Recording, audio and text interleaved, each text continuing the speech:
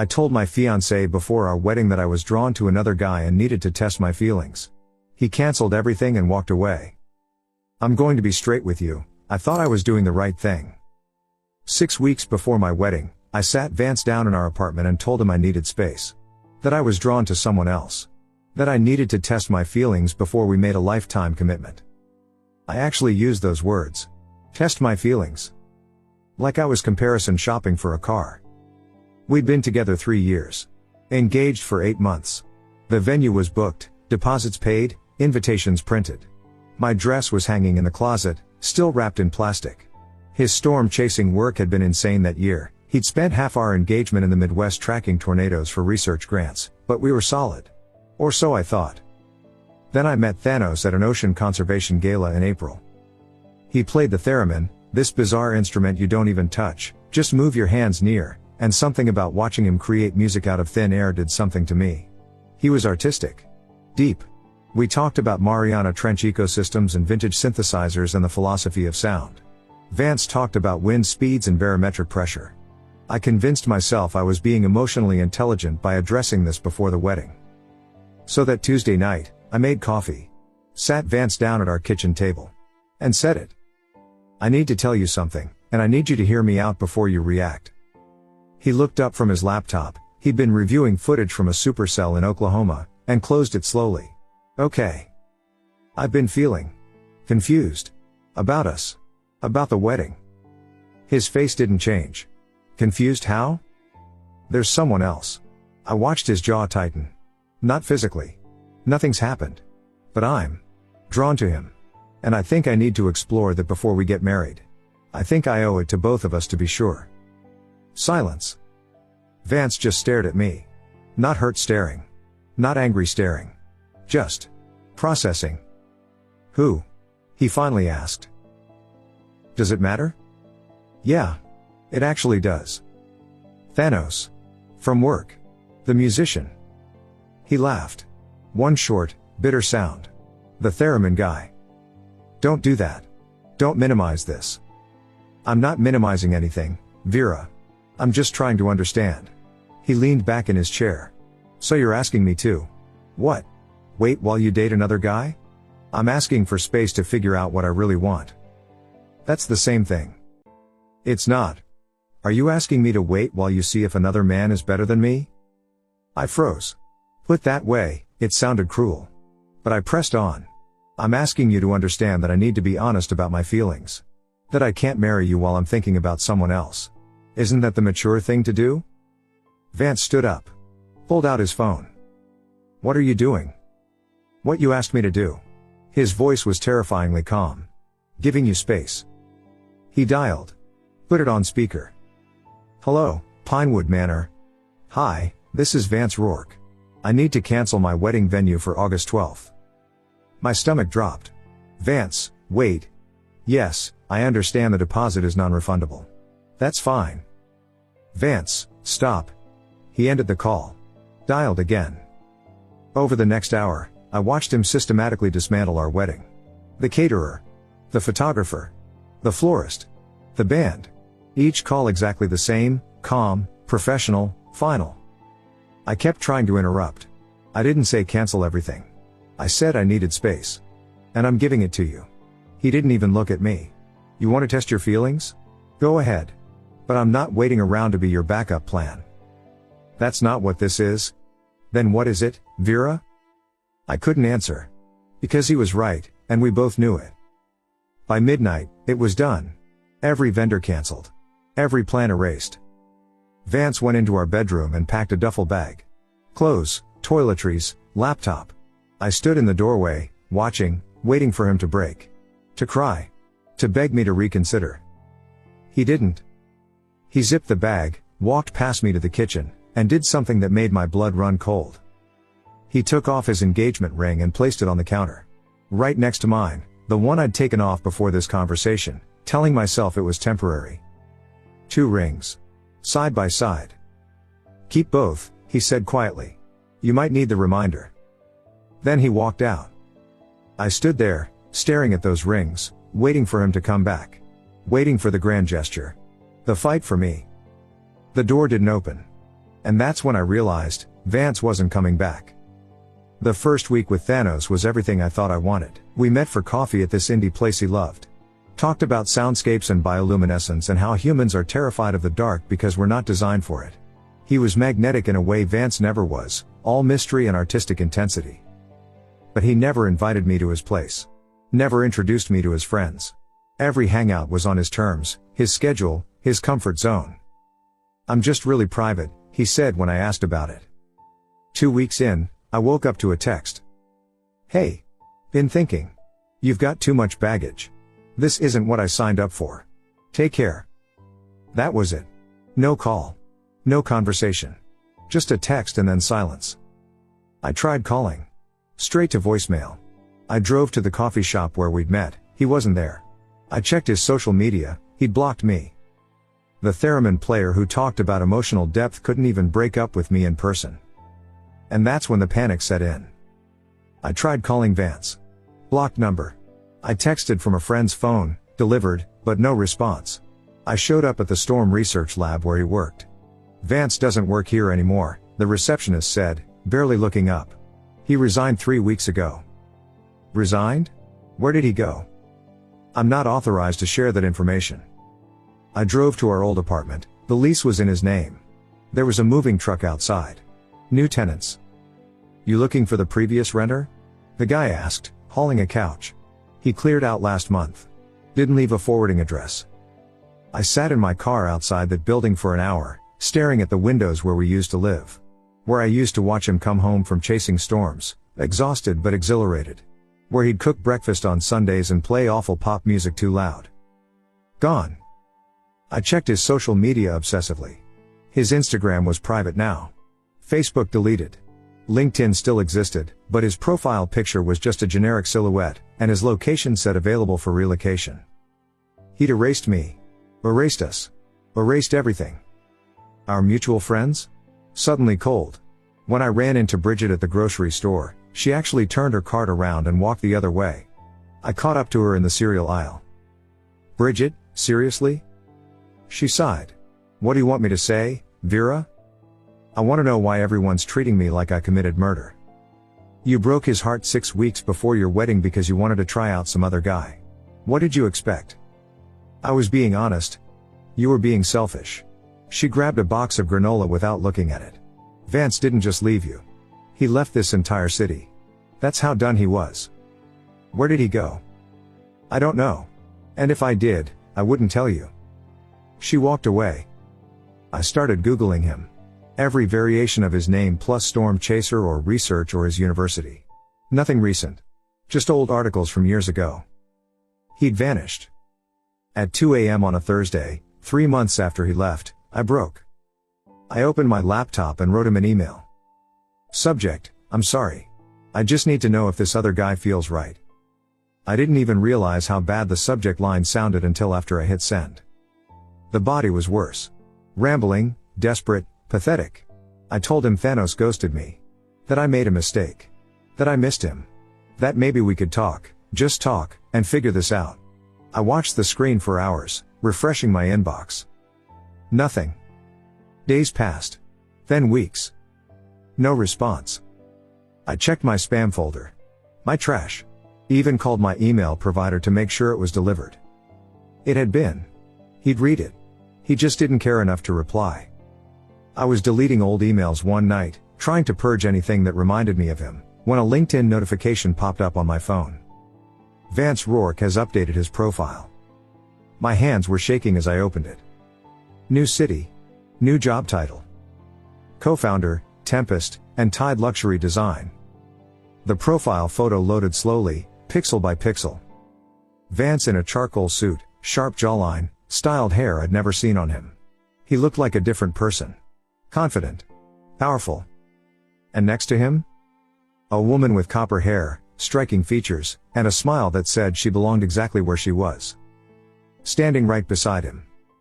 I clicked through to the company page like my life depended on it. Tempest and Tide Luxury Design. Minimalist furniture with storm-inspired names. The Cyclone dining table. The Gale bookshelf. Each piece was gorgeous, sleek wood and metal, the kind of stuff you'd see in architectural magazines. And they were already in architectural magazines. 3 months. The company had existed for 3 months and already had features in Dwell and Design Quarterly. I scrolled through their Instagram. Every post was meticulously crafted. Behind-the-scenes shots of their workshop. Close-ups of wood grain. Testimonials from clients I'd actually heard of. And in half the photos? Her, Sloan Winters. Former architect, now co-founder. Her bio said she'd left a prestigious firm to build something meaningful with someone who understands vision. She was stunning. Not in an obvious way, more like she'd walked out of a French film. Effortless. The kind of woman who probably woke up looking elegant. Every photo of them together radiated chemistry. Laughing over design sketches. Hosting with champagne at a client dinner. His hand on her lower back at some industry event. But what destroyed me was how different Vance looked. The man I'd known lived in cargo pants and weather-worn jackets. He kept his hair short because it was practical. He wore his grandfather's watch and the same 3 pairs of boots. This Vance? Tailored clothes. Styled hair with just enough length to look intentional. Lean and muscular in a way that suggested he'd spent the last few months in a gym, working out rage. He looked like he'd stepped into a different tax bracket. I couldn't stop scrolling. It was self-harm, pure and simple, but I kept going. Then I saw it. A photo from a client meeting. Sloane's hand resting on a table, holding a pen. On her ring finger, left hand, was a ring. Gold band. Emerald cut stone. Delicate, vintage inspired. My breath caught. It looked exactly like the one Vance gave me. The one still sitting in my jewelry box because I couldn't bring myself to pawn it. I zoomed in until the image pixelated. Same cut. Same setting. Or close enough that it couldn't be coincidence. No. No way. He wouldn't. But the more I looked, the more certain I became. Vance had given her my ring. Or a version of it. I slammed my laptop shut and paced my apartment. This was insane. I was being crazy. Paranoid. Except I wasn't. 2 days later, Tempest and Tide announced their first major product launch. A full showcase of their debut collection, hosted at some upscale gallery downtown. Downtown. My city. The city Vance had fled. He was coming back. The event was open to industry professionals and design enthusiasts. You could RSVP through their website. I stared at the registration form for 20 minutes. Don't do this. You'll only hurt yourself more. But I couldn't help it. I needed to see him in person. Needed to see if this was real or just some elaborate social media facade. Needed him to see me, to remember what we had. Maybe, God, I'm embarrassed to even type this, maybe he'd see me and realize he still felt something. I filled out the form with a burner email address. Selected the box for +1 even though I'd be going alone. 3 days later, confirmation arrived. I was in. I bought a new dress. Black, fitted, expensive. Got my hair done. Told myself I was doing this for closure. To prove I'd moved on too. I hadn't moved on. Not even close. The night of the launch, I stood outside the gallery for 10 minutes before walking in. My hands were cold despite the summer heat. Inside was exactly what I expected. Exposed brick, Edison bulbs, beautiful people holding champagne flutes. Their furniture pieces staged throughout the space like art installations. And there, across the room, was Vance. He was laughing at something, his arm around Sloane's waist. She said something in his ear and he grinned, that same grin I used to see when he'd come home from a successful chase. Then his eyes swept the room. And landed on me. I expected shock. Surprise. Something. Instead, his mouth curved into a slow, knowing smile. He'd been expecting me. I tried to look casual. Like I was just another guest admiring the furniture. I drifted toward the bar, ordered a drink I wouldn't touch, and positioned myself where I could watch without being obvious. Vance didn't look my way again. He and Sloane moved through the crowd like they owned it, which, technically, they did. Shaking hands, laughing at jokes, completely in sync. I was planning my approach when someone tapped my shoulder. You must be Vera. I turned. Sloane stood there, 2 champagne flutes in hand, offering me one. Up close, she was even more striking. Green eyes, the kind of bone structure that didn't need makeup. She wore a simple navy dress that probably cost more than my monthly rent. How do you know my name? Vance mentioned you might come. Her smile was warm, Genuine, even. Which somehow made it worse. I'm Sloan. I know. It came out sharper than I intended. I thought you might want a drink. These events can be overwhelming. I took the champagne because I didn't know what else to do. Did he really say I'd be here? He had a feeling. She glanced back at Vance, who was talking to someone near the cyclone table. He knows you better than you think. Before I could respond, someone clinked a glass. The room quieted. Vance stepped into the center of the gallery, microphone in hand. Thank you all for coming tonight, he started, his voice steady and confident. 3 years ago, I was chasing storms for a living. Literally. I'd drive into tornadoes with equipment worth more than my car, trying to understand something that could destroy me in seconds. Polite laughter from the crowd. I thought that was as close to the edge as I'd ever get. Then I survived a different kind of storm, one that destroyed everything I thought I knew about love and trust. My stomach dropped. He wasn't. He couldn't be. I'm not going to pretend it didn't break me. It did. Completely. His eyes found mine across the room. Held them. But here's what I learned. Sometimes you need to be destroyed to rebuild yourself into who you were always meant to be. The crowd was hanging on every word. I quit my job. Left my city. Started over with nothing but a skill set I didn't even know I had and a business partner who saw potential when I couldn't see anything at all. He turned to Sloan, who stood at the edge of the crowd, smiling. Sloan and I met at a networking event I almost didn't attend. I was raw. Honest about what I'd just been through. And instead of running, like most people would, she asked me a question that changed my life. What would you build if you weren't afraid? Sloan's eyes shimmered. This wasn't rehearsed. This was real. Tempest and Tide isn't just a business. It's proof that heartbreak doesn't have to be the end of your story. It can be the beginning. He paused, letting the words settle. Some heartbreaks are blessings. Mine turned into a business. And into the love of my life. He crossed the room to Sloan, pulled her in, and kissed her. The crowd erupted in applause. Cameras flashed. I stood frozen, champagne glass trembling in my hand, watching the man I'd thrown away kiss someone else in front of 100 people. In front of me. When they broke apart, Sloan whispered something to Vance. He nodded. She squeezed his hand and turned toward me. The crowd went back to mingling, but Sloan walked straight through them, purpose in every step. She stopped in front of me, holding a small wrapped box. Silver paper, white ribbon. This is for you, she said softly. Vance wanted to make sure you got it tonight. I stared at the box like it might explode. What is it? Open it. Her expression was unreadable. You'll understand. My fingers fumbled with the ribbon. The paper. I lifted the lid. Inside was a frame.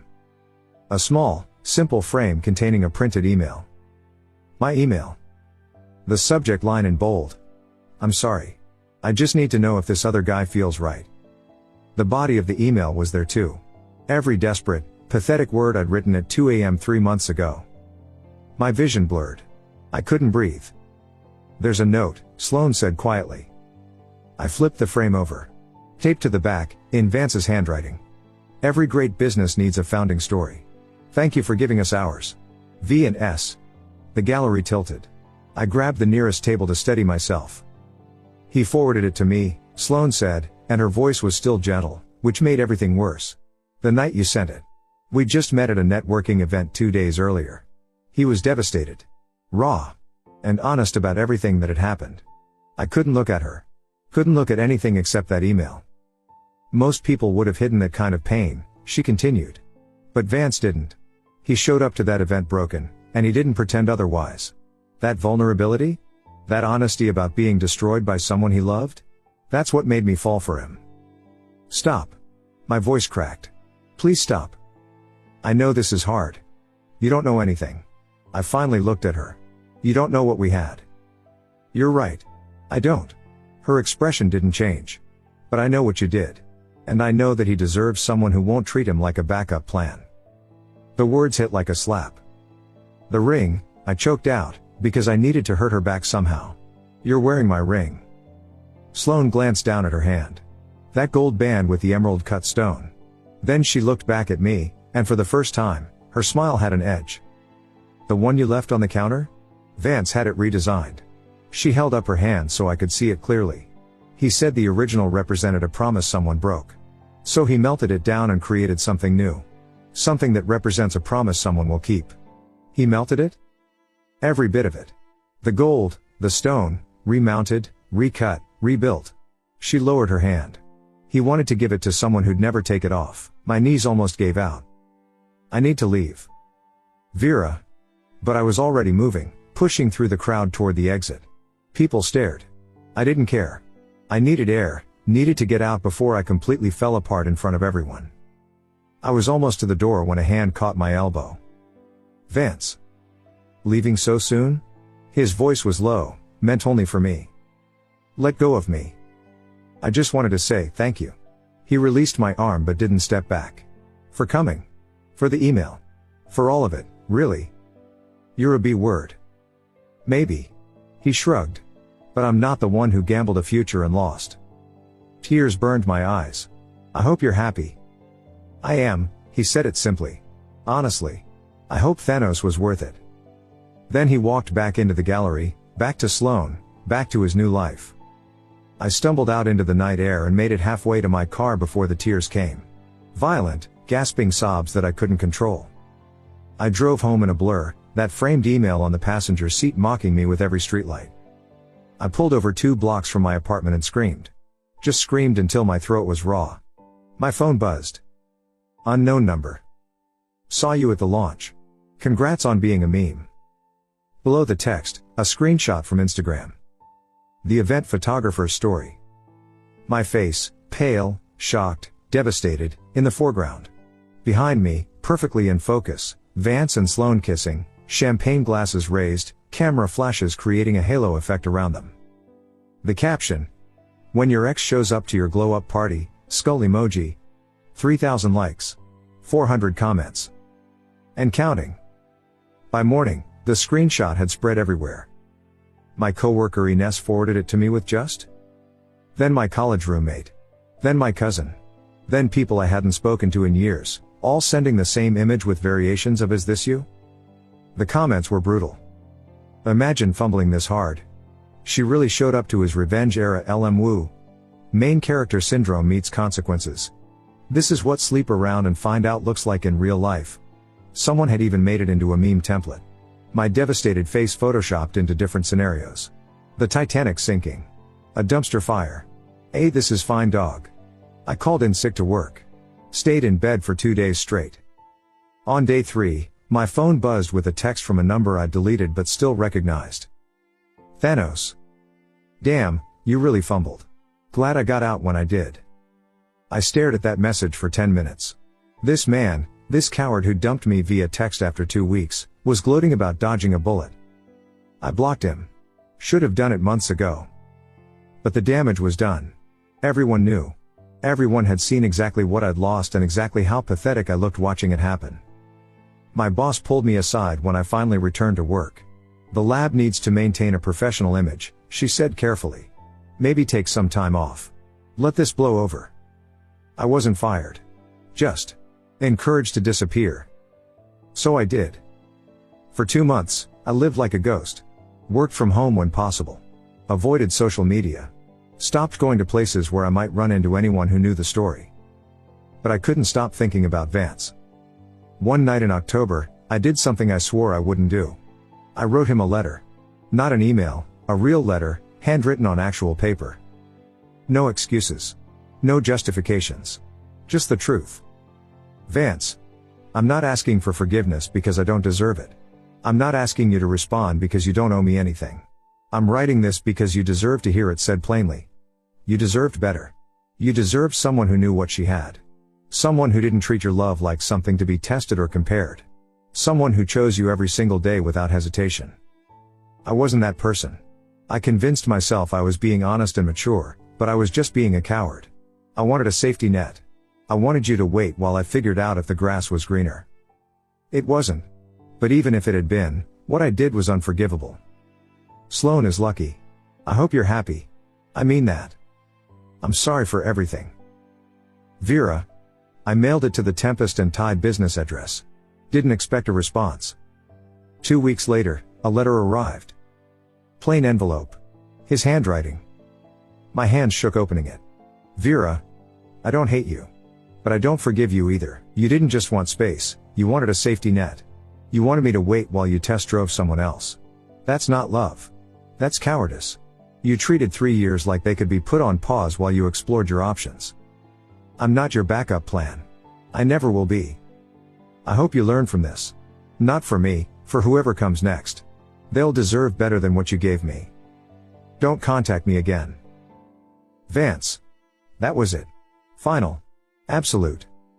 3 months later, I saw the announcement on Instagram through a mutual friend's story. Vance and Sloane had gotten married. Private ceremony, close friends only. The photo showed them on a beach somewhere, her in a simple white dress, him in linen, both laughing like they just heard the world's best joke. The ring on her finger caught the sunlight. I stared at that photo for a long time. Then I closed the app. Deleted Instagram entirely. Threw out the framed email I'd been keeping in my closet like some kind of sick trophy. I stopped checking his company's page. Stopped asking mutual friends about him. Stopped Googling his name at 3 a.m. It took 6 months, but I finally let him go. Not because I wanted to. Because I had to. I'm writing this now, a year and a half later, because someone asked me at work yesterday if I believed in second chances. I'm at the aquarium where I work, standing in front of the deep sea exhibit. A kid, maybe 7, presses her face against the glass watching an anglerfish drift through the dark. Why do some fish stay in the dark? She asks. I crouch down next to her. Because they're afraid of what they'll see in the light. She thinks about this, nods seriously, then runs off to find her parents. I stay there, staring at my reflection in the glass. I wasn't testing my feelings when I asked Vance for space. I was gambling my future, and I lost. If you're reading this and thinking about doing something similar, here's what I learned. The grass isn't greener on the other side. It's just grass. And you'll spend years wishing you'd stayed home. Some mistakes you don't get to fix. Some people you don't get back. And sometimes, the consequence of choosing wrong is watching someone else choose right. Thank you so much for watching until the end. If you really like our videos, please don't forget to like, share, and subscribe.